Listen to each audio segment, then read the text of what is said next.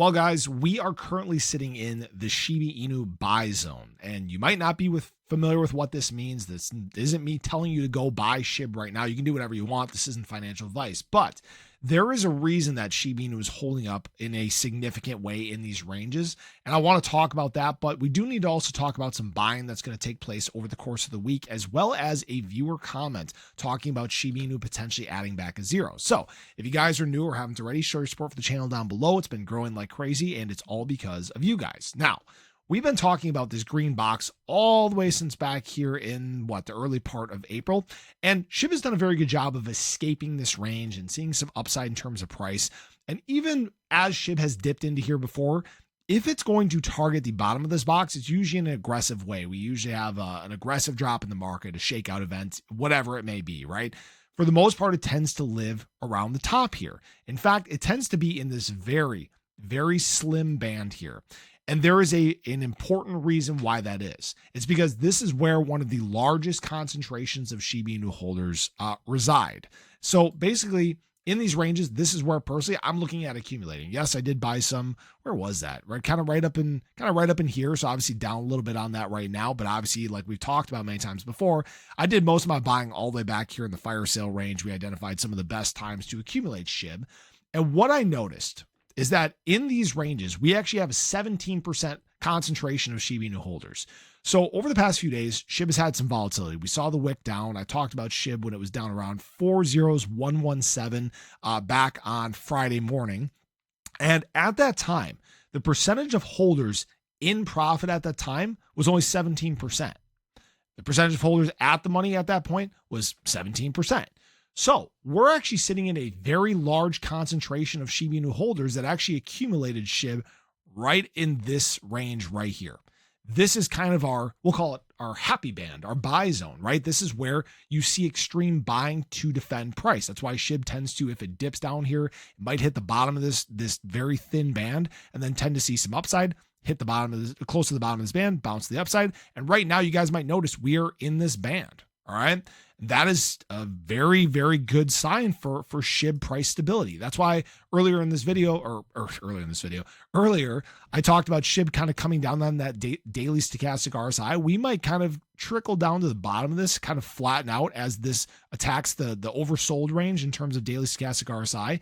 And that might be the moment that we get this little bit of SHIB pivot. Just something worth noting and watching for you guys. But what I will say is this is, SHIB tends to stay as far away from adding a zero as it can. And I saw this comment yesterday. What it said is we are dropping, getting close to losing a zero. I think he meant adding a zero. Saying we aren't close is just BS, man. Sorry. And the problem is that people, they don't look beyond the charts. From a percentage standpoint, sure, we're 16% away from adding a zero back in terms of Shiba Inu. But I have to ask you, what is it going to take to actually do that? Because we've had some pretty, we'll call it shit times in the market, right? We had some pretty significant drops in the summer of 2024. Didn't add back a zero. We've had tons of shakeouts here in 2025. We had the largest liquidation event in crypto history. We had tariff news. We had more tariff news. We have war going on right now. And yet SHIB still stays away from adding back a zero. Part of that has to do with this being a really oversold and undervalued range for Shiba Inu. Hopefully that makes sense for people. So yes, from a percentage standpoint, it wouldn't be that far of a drop. But the problem is you're into a range where historically people accumulate SHIB in a huge way, where whales buy SHIB in a huge way. Just look back at all these whale additions. Where are they adding some of the most Shiba Inu? Down in these ranges. That's why it's very difficult for SHIB to do it. If it does do it, there's two ways I could see Shiba Inu doing it. One, on a wick. If we had something so bad in the crypto market that we just get this aggressive wick to the downside in terms of alts and BTC and basically everything, like a major flash crash in the market, sure, SHIB could do it, but will probably bounce really quickly. All right. Second way is if we go through this summer like we did last summer, where it seems like we just had garbage news after garbage news after garbage news, and it just dropped and dropped and dropped the market. Now, that being said, we've already dealt with a lot of that here in 2025. That's basically what's been going on since the early part of December, and we haven't been able to escape that. And the question is how much more bad news Could they really muster up to drop the market further? That's a question that you need to ask yourselves, right? This is one of those areas that I think the risk of downside is very little, but the risk of upside is very high. That's why me personally, especially in these ranges, I'm not playing games, right? If I wanted to get cute, something I might do is obviously just play this daily stochastic RSI and sell in like these overbought ranges and buy in these oversold ranges.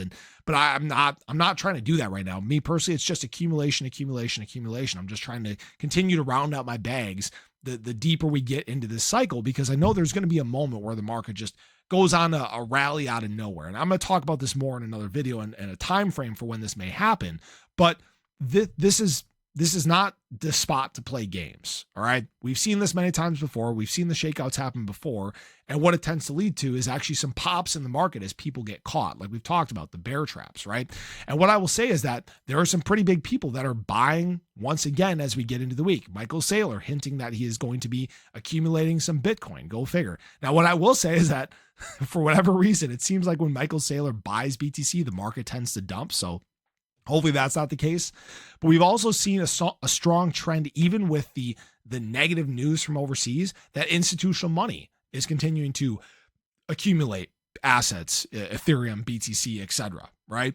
So we're seeing a lot of good signs, a lot of defensive price right now. Again, Shib in a very we'll call it comfortable range. And it's a question of, do we get beat down more as the week progresses, or do we see that pivot where you see big accumulation take place, people defending price once again? All right. So that's what I got for you guys. I appreciate you as always. I'd love to hear your thoughts on this. What do you think is going to happen? How do you think we're going to progress through this? But have a great day. Show your love below. Catch you guys in the next one. Take care.